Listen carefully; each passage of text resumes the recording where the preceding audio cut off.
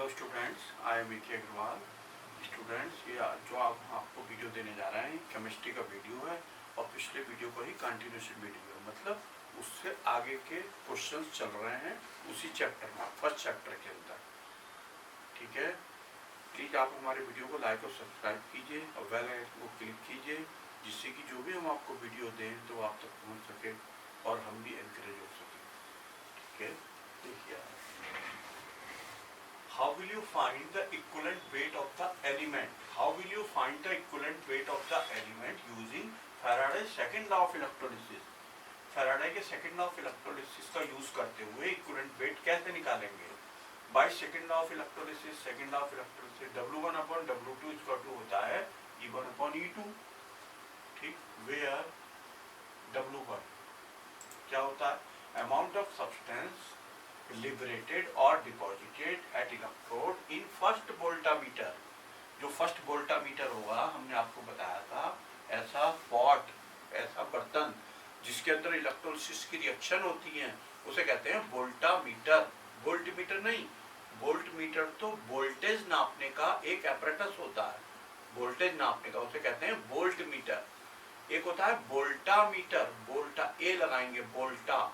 तो वोल्टामीटर जो है एक ऐसा पॉट है जिसके अंदर इलेक्ट्रोलिसिस की रिएक्शन होती है, इस टाइप से करके होता है, जो इस टाइप से इलेक्ट्रोलाइट रहता है इसके अंदर भरा हुआ, और एक पॉजिटिव और एक नेगेटिव इलेक्ट्रोड रहते हैं, दो। ठीक है, ये जो होता है इसे कहते हैं वोल्टामीटर। अब ये बात समझ में आ गई? W2 amount of substance liberated or deposited at electrode in second voltameter। दो वोल्टामीटर हैं, सीरीज में जुड़े हुए हैं दोनों। E1 क्या है? Equivalent weight of the first substance, जो भी फर्स्ट सब्सटेंस, और E2 होगा equivalent weight of the second substance, अगले वाले का, अगले वोल्टामीटर का सेकंड सब्सटेंस। तो ये फार्मूला होता ही है W1 upon W2 equal to E1 upon E2। इसी से E1 या E2 जो भी वो पूछेगा हम निकाल देंगे, और यही इसकी थ्योरी हो गई, इतनी सी बस, बहुत सिंपल, छोटा सा और इम्पोर्टेंट भी है ये। अब देखें question, in an electrolysis experiment electric current was passed for 5 hour through the two cells connected in series. दो सेलों को कनेक्टेड में रखे सीरीज में 5 आवर के लिए करंट पास कर दिया। The first cell contains gold salt, gold salt है फर्स्ट के अंदर, गोल्ड साल्ट यानी गोल्ड उसमें से लिबरेट या क्या होगा, डिपॉजिट होगा। एंड सेकंड कंटेन्स CuSO4, इसमें से कॉपर होगा सेकंड वाले में। Amount of gold and copper deposited, कह रहा है deposited at the cathode in the two cells are respectively. ठीक है, इतना एंड इतना, इतना है। ये जो पहले वाला दिया है ये काय का है? ये गोल्ड का है, और दूसरा वाला कॉपर का है। देखो ये वेट, गोल्ड और कॉपर दोनों के वेट W1 W2 लिख दिए। अच्छा, फिर इक्विवेलेंट वेट कॉपर का दिया हुआ है, देखो कॉपर का मतलब E2 दिया है, E2।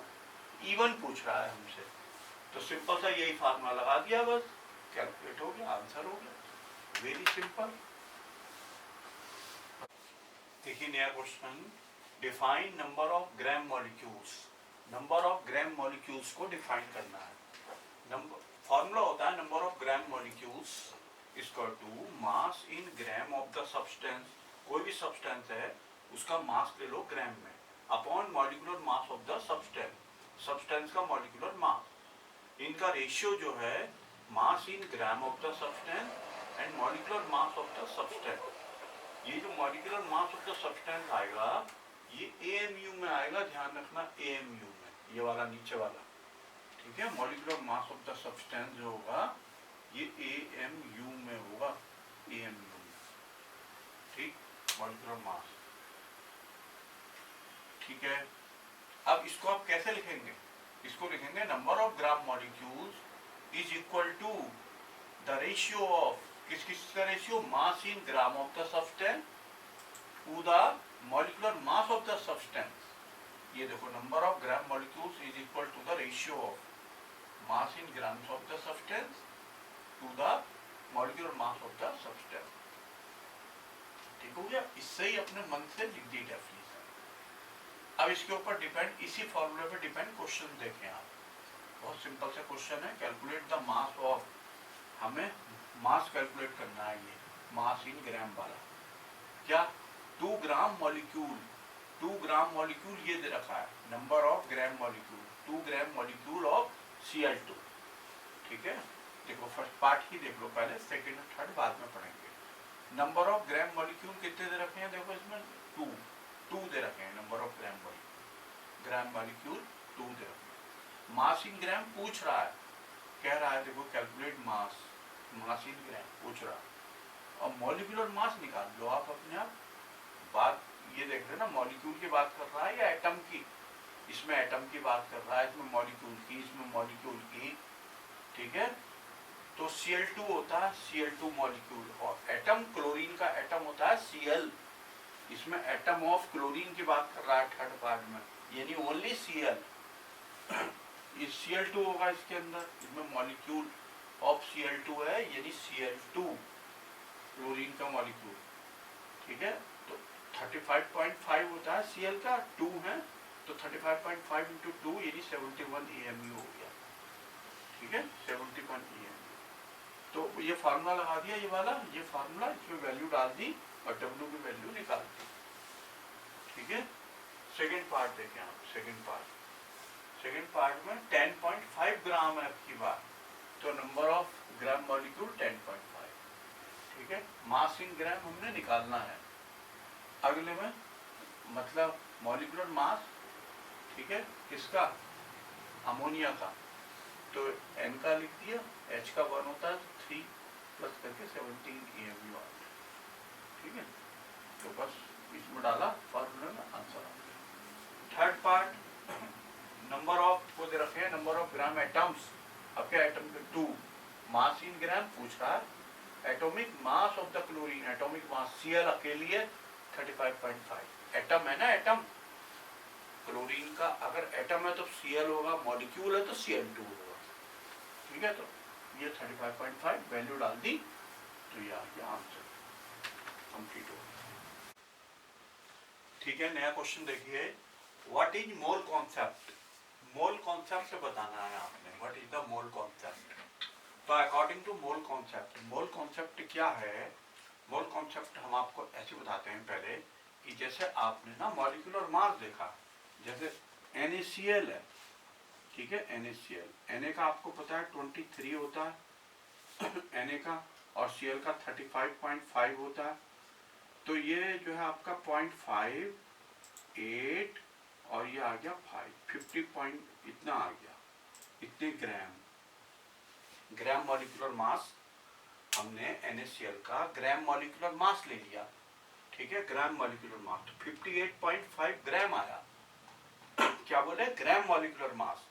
ठीक है, NaCl का, तो इसका मतलब ये है कि 58.5 ग्राम, 58.5 ग्राम NaCl में जो बिंदे होंगे ना, बिंदे मतलब NaCl के मॉलिक्यूल, NaCl के मॉलिक्यूल जो होंगे उन्हें हम बिंदे बोल रहे हैं।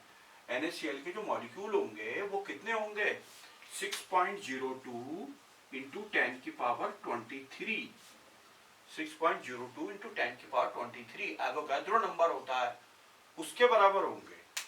बात समझ में आ रही है आपके, NaCl का हमने मॉलिक्यूलर मास निकाला, इसके आगे ग्राम लिख दिया, जैसी ग्राम लिखा तो ये हो गया ग्राम मॉलिक्यूलर मास, ये ग्राम मॉलिक्यूलर मास है। ठीक है, तो इसका मतलब 58.5 ग्राम NaCl में जो मॉलिक्यूल होंगे, NaCl के मॉलिक्यूल होंगे वो 6.02 10 के बाद 23 होंगे मॉलिक्यूल, राइट। ये मोल कॉन्सेप्ट है, मोल कॉन्सेप्ट कहते हैं इसे। ठीक, अगर हम कहीं पे, ये बात समझ में आ गई। अब आप देखो एटम की बात, एटम Cl है, Cl क्या है, एटम है, इसका ना ग्राम एटॉमिक मास बताओ। एक तो होता है मॉलिक्यूलर मास, ये तो बेचारा एटम है, अगर मॉलिक्यूल लिखते तो Cl2 लिखते, ये मॉलिक्यूल है, ये एटम है, तो हम बोल रहे हैं ग्राम एटॉमिक मास बताओ, तो Cl का कितना होता है 35.5, तो इसका हो गया 35.5 ग्राम। ठीक है, इसका नहीं हुआ, इसका हुआ 71 ग्राम, 35.5 की किससे मल्टीप्लाई करेंगे? 2 से। तो अब इसकी कहानी सुनो। 35.5 ग्राम सीएल में ठीक है कितने एटम होंगे? ये एटम है, इसलिए हम बोल रहे हैं कितने एटम होंगे। कितने एटम होंगे? इतने 6.02 इंटू 10 के बाद 23 एटम होंगे। 35.5 ग्राम क्लोरीन एटम में जो होंगे 6.02 10 के बाद 23 एटम्स होंगे। ऐसे ही 71 ग्राम Cl2 में कितने कितने मॉलिक्यूल होंगे? एटम नहीं, मॉलिक्यूल। कितने मॉलिक्यूल होंगे? 6.02 इंटू 10 के बाद 23 मॉलिक्यूल। उतने ही होंगे 6.02 इंटू 10 के बाद 23, उसमें कोई चेंज नहीं होगा। ठीक है, बात समझ में आ गई? ये सब जो है, ये जो हमने बोले मोल कॉन्सेप्ट था, ये मोल कॉन्सेप्ट। ठीक है, अब देखो आप इधर देखो। According to mole concept, 1 mole of any substance, एक मोल जो होगा ना किसी भी सब्सटेंस का, कंटेन्स पार्टिकल्स 6.02 10 के बाद 23। 1 मोल, जैसे हमने आपसे कहा, जैसे हमने ये कह रहा है 1 मोल ऑफ एनी सब्सटेंस इतने होते हैं।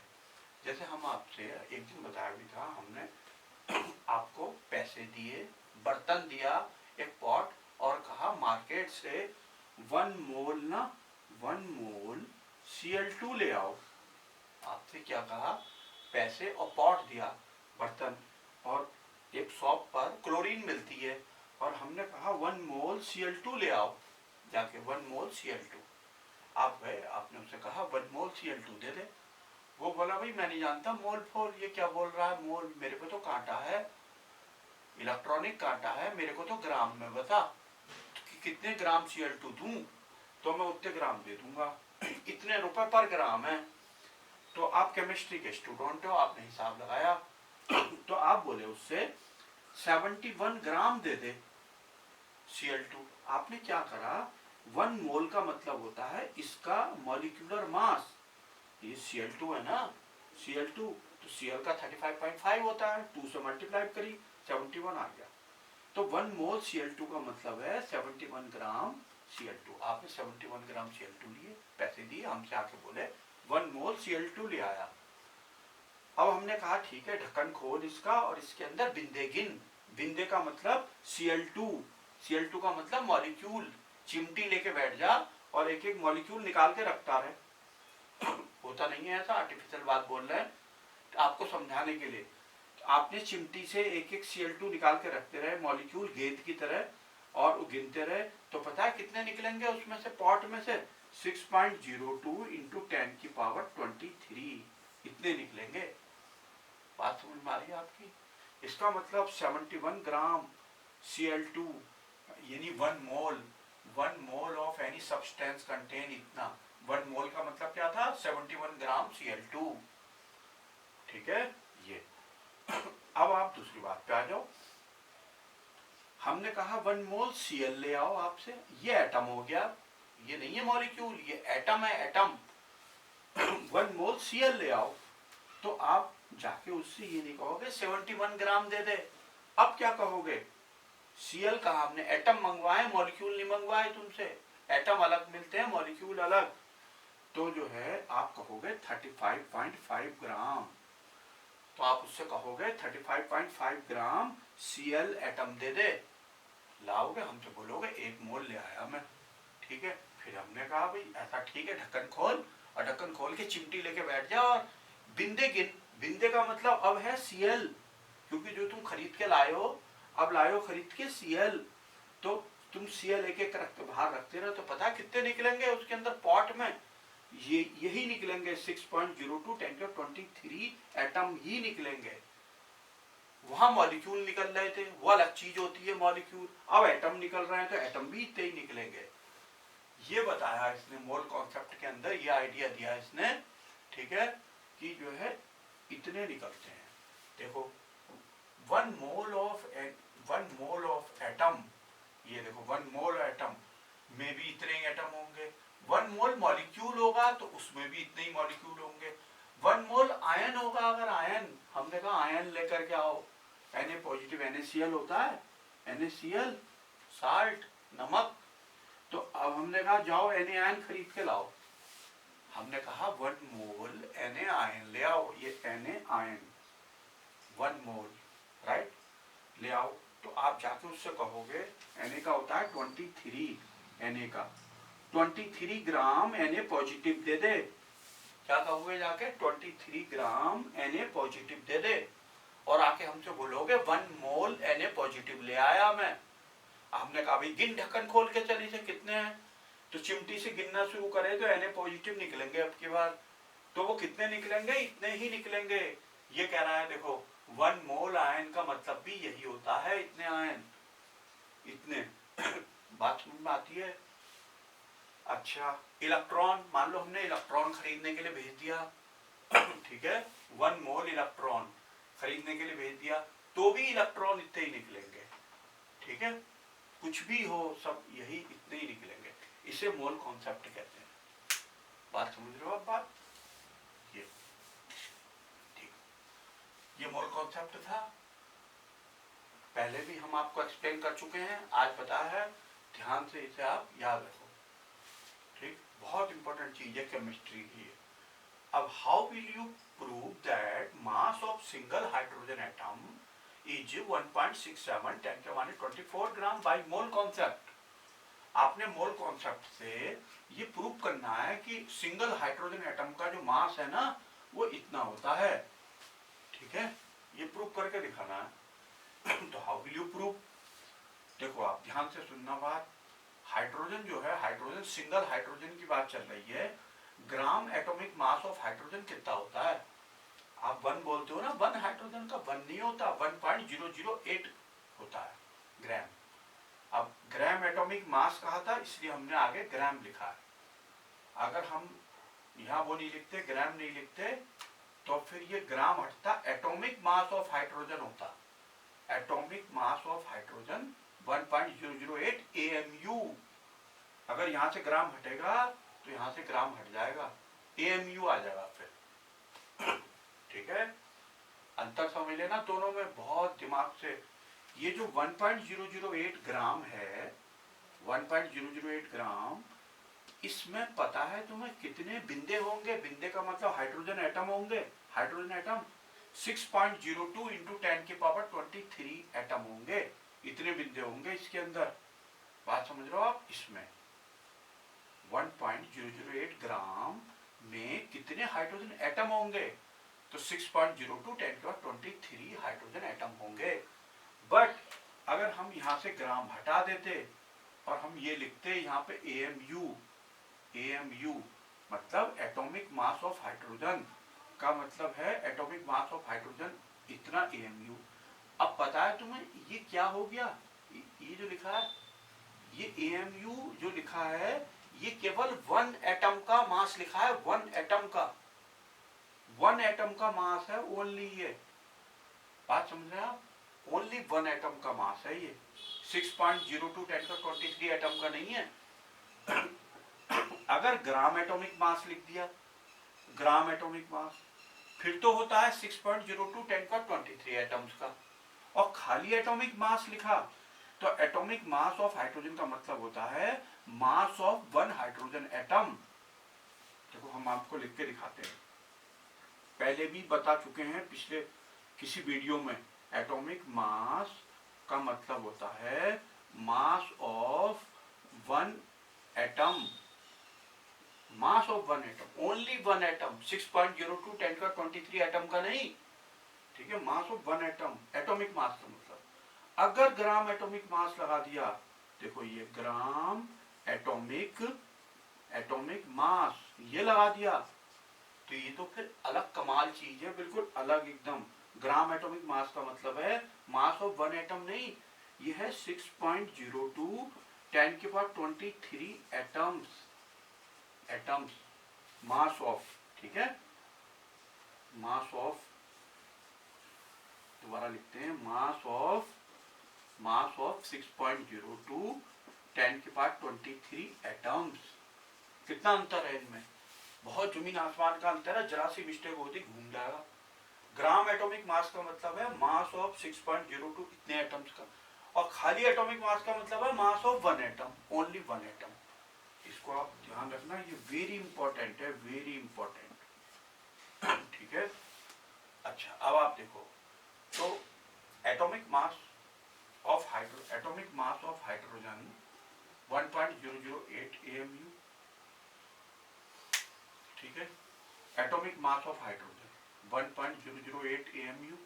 ठीक, according to mole concept, mole concept क्या कहता है बताओ? मोल कॉन्सेप्ट ये कहता है कि 6.02 10⁻23 एटम्स ऑफ हाइड्रोजन वे 1.08 ग्राम। यहाँ पे हम ऐसा करते हैं, फिलहाल ग्राम कर देते हैं और यहाँ लगा देते हैं gram atomic mass. Gram atomic mass of hydrogen इतना ग्राम होता है। इसका मतलब क्या है, ये कितने का है? 6.02 10⁻23 एटम्स ऑफ हाइड्रोजन का वे कितना है? 1.08 ग्राम है। यही तो बताया आप लोगों को, नीचे भी लिखा है। इसका मतलब वन एटम का कितना होगा? वन एटम का, सिंस लिखा देखो, देयरफॉर वन एटम का कितना हो जाएगा? दिस अपॉन दिस करके या इतने ग्राम, ये वन एटम का हो गया। वन एटम का 1.008 AMU होता है, राइट।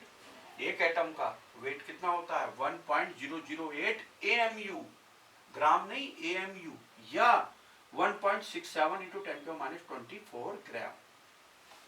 ठीक है, इतना ग्राम में लोगे या फिर AMU में ले लो उसे। ठीक है, ये समझ में आ गई होगा बात, ये भी समझ में आ गया। What is the molar mass? What is the molar mass? Molar mass क्या है और मोलर वॉल्यूम क्या है? फॉर्मूला मास क्या है और मॉलिक्यूलर मास क्या है? पहला देखो, मोलर मास। मोलर मास का मतलब बता रहा है, molar mass is the gram molecular मास। ये ग्राम मॉलिक्यूलर मास क्या होता है बताओ? ग्राम मॉलिक्यूलर मास होता है 6.02 × 10⁻23 एंटाइटीज का मास। यही बोलोगे, एंटाइटीज क्या बोला है? आयन। ठीक है, आयन हो या क्या क्या हो बता, आयन हो, एटम हो, मॉलिक्यूल हो, ये सब चीजों को एंटाइटीज कहते हैं हम। ठीक है, तो मोलर मास का मतलब है, molar mass is the gram molecular mass, यानी mass of 6.02 × 10⁻23 entities, right, means mass of, देखो लिखा है एंटाइटी। मोलर, इसका मतलब मोलर मास जो है ग्राम मॉलिक्यूलर मास का निकनेम है। ये याद रखना है आपने, बिल्कुल कॉपी पर अच्छी तरह लिख के कि ग्राम मॉलिक्यूलर मास को तो आप अच्छी तरह जानते हो। पहली बात तो इस बात को अच्छी तरह दिमाग में फंसा लो। देखो ये ग्राम मॉलिक्यूलर मास और मॉलिक्यूलर मास अलग अलग चीजें हैं, दोनों बिल्कुल अलग अलग चीजें। अगर मॉलिक्यूलर मास लिखा है, ठीक है, क्या मॉलिक्यूलर मास, तो वो जो है एक मॉलिक्यूल का मास होता है, ओनली वन मॉलिक्यूल का मास। ठीक है, और ग्राम मॉलिक्यूलर मास लिखा है तो वो कितने का होता है? 6.02 × 10⁻23 मॉलिक्यूल का मास होता है, पहली बात। मोलर मास जो है ग्राम मॉलिक्यूलर मास का निकनेम है, घर का स्कूल का नाम होता है, उस प्रकार से ये बात क्लियर हो गई। अब मोलर वॉल्यूम समझ लो। अब आप अच्छी तरह समझ गए होंगे कि मोलर वॉल्यूम निकनेम है किसका? ग्राम मॉलिक्यूलर वॉल्यूम का। मोलर, देखो लिखा है molar volume means gram molecular volume. Gram molecular volume में तो कितने होंगे बताओ? ग्राम मॉलिक्यूलर वॉल्यूम में 6.02 10⁻23 जो एंटाइटीज है उनका वॉल्यूम। ठीक है, और अगर हम बोलते हैं मॉलिक्यूलर वॉल्यूम, मॉलिक्यूलर वॉल्यूम तो एक मॉलिक्यूल का वॉल्यूम, ओनली वन मॉलिक्यूल का वॉल्यूम। कब? जब ग्राम हटा देते हैं। Molecular volume, only molecular volume, तो एक मॉलिक्यूल का वॉल्यूम। अच्छा, एक बात और ध्यान रखना, ये जो ग्राम मॉलिक्यूलर वॉल्यूम है ना, ये कितने उसका बताया आपने? 6.02 10⁻23 एंटाइटीज का वॉल्यूम है।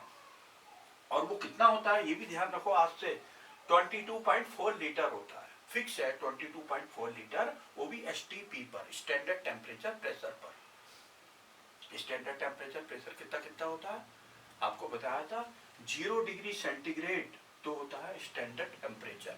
कितना? 0 डिग्री सेंटीग्रेड, यानी 273 केल्विन।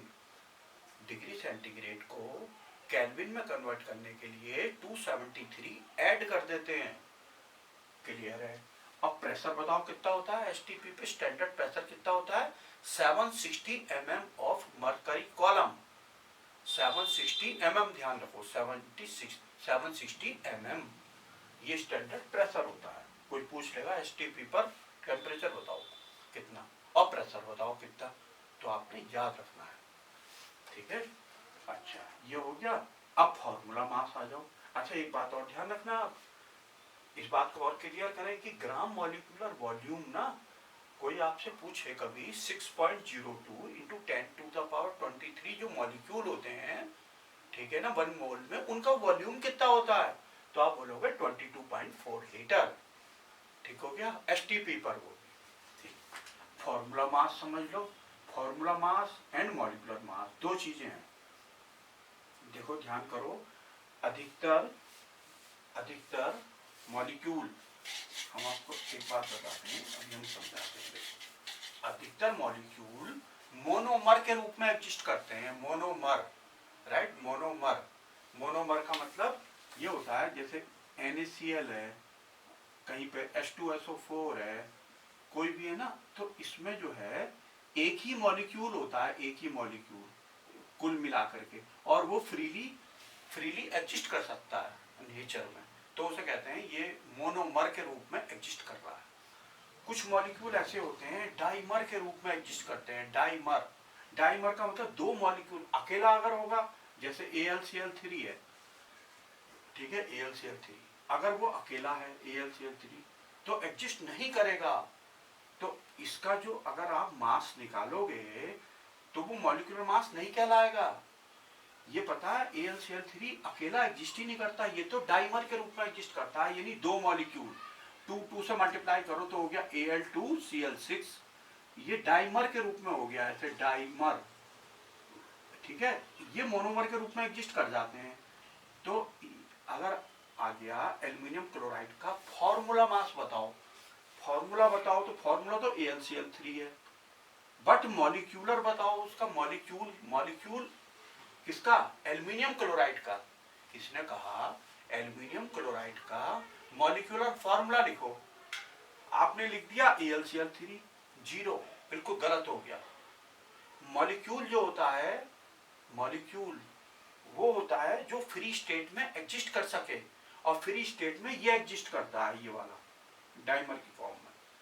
बोल तो एल्यूमिनियम क्लोराइड रहा, लेकिन आप जो है ये लिखेंगे, ये मॉलिक्यूल है, ये तो फॉर्मूला है उसका, बेस फार्मूला, और इसके NaCl के केस में यही मॉलिक्यूल है और यही फॉर्मूला है, क्योंकि ये बेचारा मोनोमर के रूप में एग्जिस्ट करता है।